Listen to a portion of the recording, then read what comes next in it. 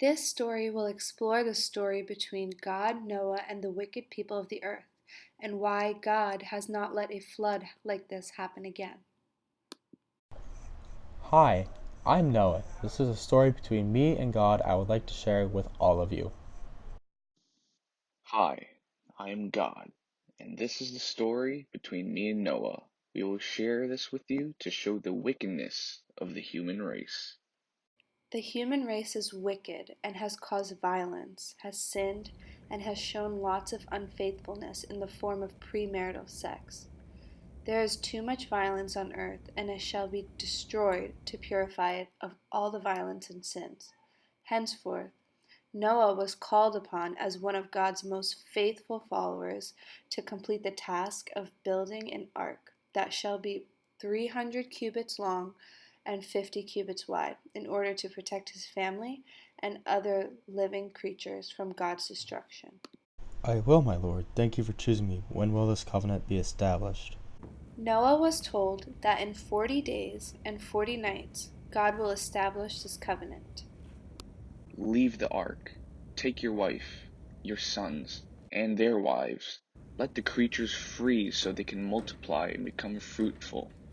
I shall not curse the grounds of the humans, even though the humans carry a heart of evil from childhood. I shall not destroy all the living creatures as I have accomplished. As long as the earth lives, seeding and harvesting, cold and hot, summer and winter, day and night, will never cease. Go be fruitful and increase in number to fill the earth. The fear and dread of you will fall upon the creatures of the earth, and on the birds in the sky. Every creature that moves along the ground, and all the fish in the sea, they are given into your hands. You mustn't eat of meat with lifeblood, and for your lifeblood I'll demand accounting. I'll demand accounting for every animal and every human being.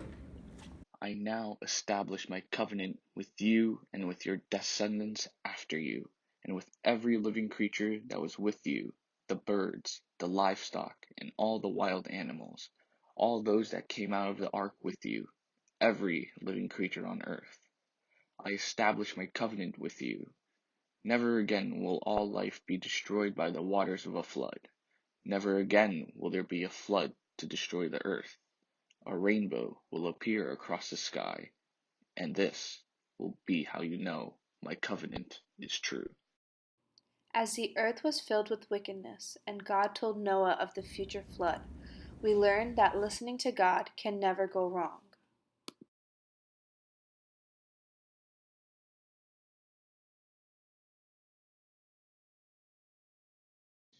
Noah, you shall take 2 of each animal to North Carolina: cows, pigs, chickens, horses, and goats.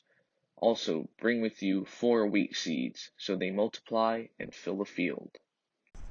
I shall, my Lord. Chicken farm industry is out of control, with horrible living conditions for these farm animals. They deserve a happy life. In 40 days and 40 nights I shall establish my covenant with you. My covenant with you is now established. You will know it is established because your ground is fertile, and your wheat will grow threefold. Take your sons, your wives, and your wife, and live a life of simplicity. Love each other, especially the animals, and this shall never tear the earth again. Thank you for wiping the evils of this earth. All the animals will be loved, like the wheat to make bread. I shall implore my wife and sons to care for them. I want 3 animals sacrificed to me on one altar: a sheep, a cow, and a goat. Do so in Richmond, Virginia. God has told me to sacrifice a sheep, a cow, and a goat to him on an altar in Richmond, Virginia. Did he not just say that animals should be loved and not sacrificed and treated poorly? Why do this? I am with Arham, sacrificing animals after he said they should be loved as an atrocity. I'm going anyway. We have the livestock to keep a farm. Now set those animals free. Leave them to the wild, and let them roam the earth as they were meant to. The altar will provide a shelter for them in the snow and cold. If you let the rest of your livestock go, All your wheat will yield double at the harvest. My wife and my son, the animals were set free, and the altar will be a shelter for them during the winter months and in times of crisis. But how will our livestock build and how we will make money if we keep setting 3 of them free? We can find a job that does not require livestock. Our wheat will grow double of what God has already promised. If we let them go, all of our harvests will yield double the wheat seeds we planted. There are a few morals to this story.